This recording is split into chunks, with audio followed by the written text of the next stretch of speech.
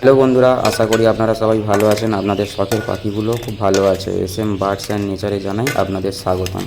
আজকে আপনাদের বলবো পাখির ড্রাই সফট ফুডের বিষয়ে। চলুন তার আগে দেখে নিই আমাদের শখের ভালোবাসার পাখিগুলো কী করছে এবং কেমন আছে। এই প্রচণ্ড গরমেও আপনাদের পাখিগুলোকে কীভাবে ভালো রাখবেন সেই বিষয়ে কথা বলবো। তো বন্ধুরা, আপনাদের পাখিগুলোকে সফট ফুড খেতে দিন, দিনে 2বার জল দিন, একবেলা ওআরএস প্রোভাইড করুন। দেখবেন আপনার পাখিগুলো অনেকটাই সুস্থ থাকবে। গরমে পাখিদের বিভিন্ন রকমের রোগ দেখা যায়, চোখের সমস্যা হয়, লুজ মোশন হয়।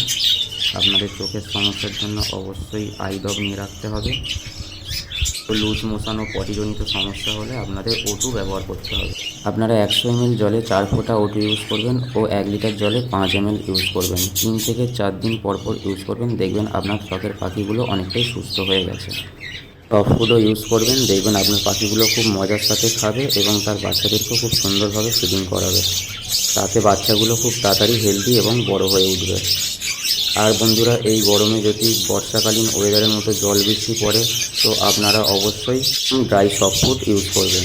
ড্রাই সফট ফুডে ইউজ করবেন শুকনো জাতীয় খাবার, সেদ্ধ ডিম, পাউরুটি, নানা রকমের শাকসবজি, তাজা ফল দিন বন্ধুরা। দেখবেন কি সুন্দরভাবে আপনার পাখিগুলো খাবে।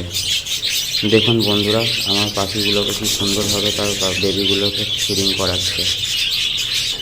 আপনাদের বেবি পাখিগুলো খুবই তাড়াতাড়ি বড় হয়ে উঠবে। আর বন্ধুরা, এই গরমের সময় পাখির চোখে নানা রকমের রোগ দেখা যায়, সেই জন্য আপনাদের আই ড্রপ ইউজ করতে হবে। তার জন্য আপনাদের ব্ল্যাক লক দিয়ে রেখে দিতে হবে। আই ড্রপটি আপনারা দিনে 2বার ইউজ করুন। দেখবেন 5 থেকে 7 দিন পর আপনাদের পাখিগুলো একদমই সুস্থ হয়ে গেছে। ভিডিওটি ভালো লেগে থাকলে অবশ্যই লাইক, কমেন্ট, শেয়ার করবেন। আর আরও ভিডিও পেতে আপনারা পেজটিকে অবশ্যই সাবস্ক্রাইব করে রাখবেন।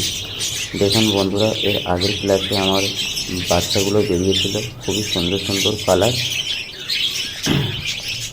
এইটা বন্ধুরা আমার আরেকটা পেয়ার, এর সাথে আরেকটা পেয়ারও রাখা আছে। খুবই সুন্দর কালার বলে দুটোকে আলাদাভাবে জোড়া দিয়েছিলাম। এইগুলো আগের ক্লাসের পাখি বন্ধুরা। খুবই সুন্দর কালার ও কোয়ালিটির জন্য আমি পাখিগুলো এখনও ছাড়িনি, রেখে দিয়েছি। ভিডিওটি এখানেই শেষ করলাম বন্ধুরা, পরবর্তী ভিডিওতে দেখা হবে।